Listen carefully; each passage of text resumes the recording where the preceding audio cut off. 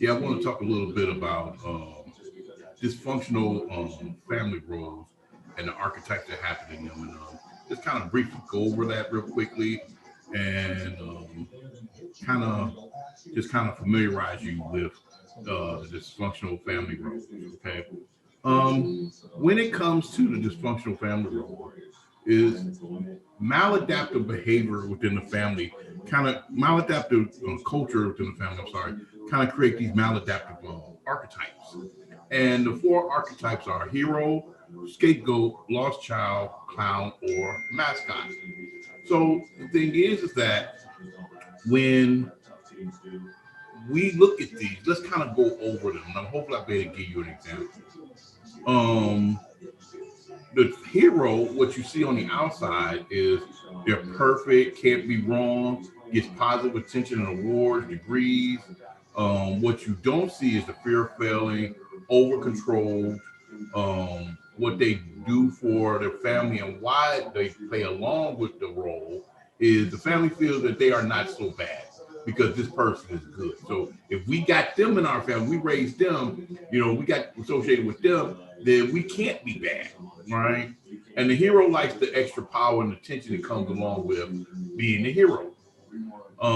Sometimes without the help necessary from counseling, you'll find the hero being a workaholic, having physical illnesses, very controlling, not much fun, very prideful, shameful, and shameless in some of their actions. And usually, if they do get the help, if they get some counseling and therapy, what usually happens is the individual is achievement oriented versus success, has learned to say no and not to be so perfect, can get in touch with the bad stuff, right? And usually, this hero role is the person who is like, um, I can't remember the name of that movie, but there you can see a lot of movies. Um, this Christmas, this Christmas is a real good one. This Christmas, you had one of the sisters who went to college, was a big time lawyer, and everybody like looked at her like she was so great and she was doing so much. But some other siblings, especially the one other sibling, um, was kind of envious of her, but she'll be considered a hero. You think about a lot of movies where it has a family or siblings involved in it. You will usually find the hero archetype in there. Okay, the scapegoat, on the other hand, is usually someone that's considered bad or angry, very impulsive, never good enough, the so-called black sheep of the family, and they doesn't fit in. What you don't see is the internalization of the hurt, the rejection. They're full of shame. They feel like a loser. Okay. Um, Marriage is, what they get, what the family get out of marriage is brought about together to fix the scapegoat. Hero feels really good because the scapegoat is so bad because of the comparison. We can avoid our bad stuff by downloading it onto the scapegoat. So it's like we can't be bad, it's the scapegoat. So the scapegoat is always getting blamed, right? And like I said, just about any movie of with dealing with families or siblings, you will see this happening, right? Because there's always an antagonist in the family, and that antagonist is the one that is the one that is getting all the blame, and eventually they start internalizing it, right?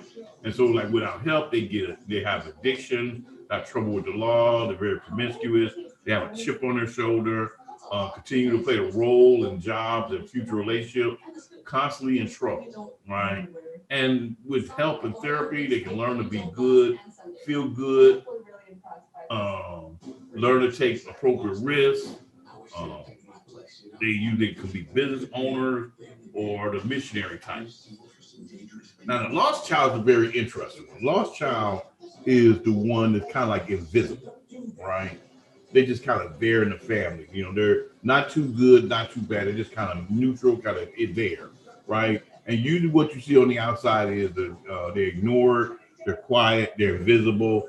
Um, they love animals, have a lot of material possessions, and they go after a lot of material possessions. they're artistic, sometimes has a learning disability.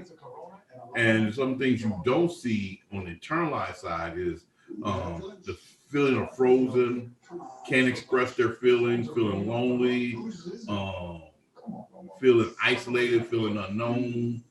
Um, the benefits the family get and why the lost child will usually play along is the family feels that at least we don't have to worry about this kid because it's like they're neutral. They're like they're not doing too much too good, not doing too much of bad, so they're not nearly like the scapegoat or the next one I'm about to talk about. So they're not nearly like the scapegoat. So like they're not really getting in trouble. They're just kind of like just moving along, doing everything just adequate enough to not bring too much attention to themselves.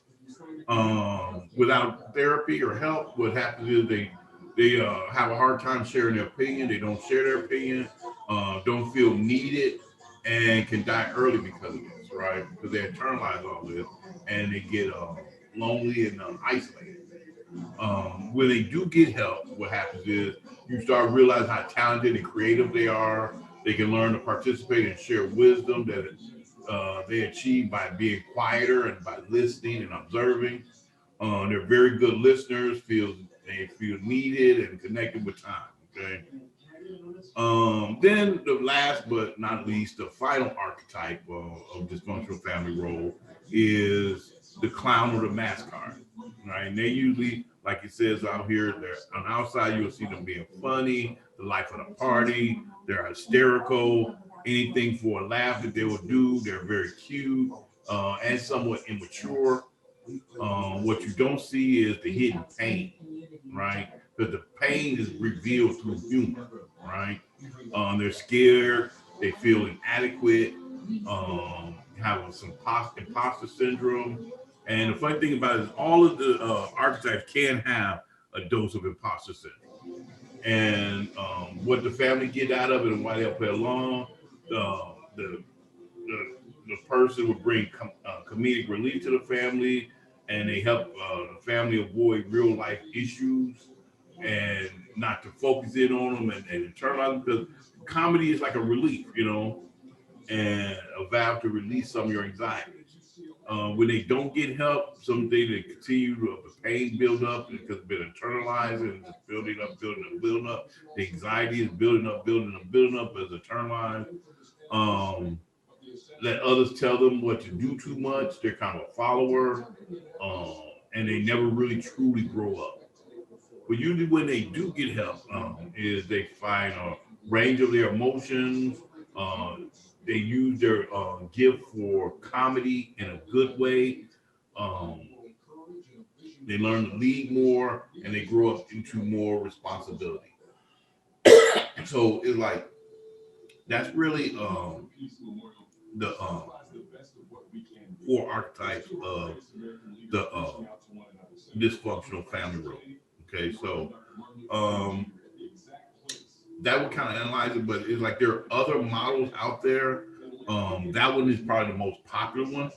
So yes, so that will conclude this brief video. Have any questions? Please let me know. Either through the the comment section or through the chat. This is Dr. Malik Rahim. We'll take care.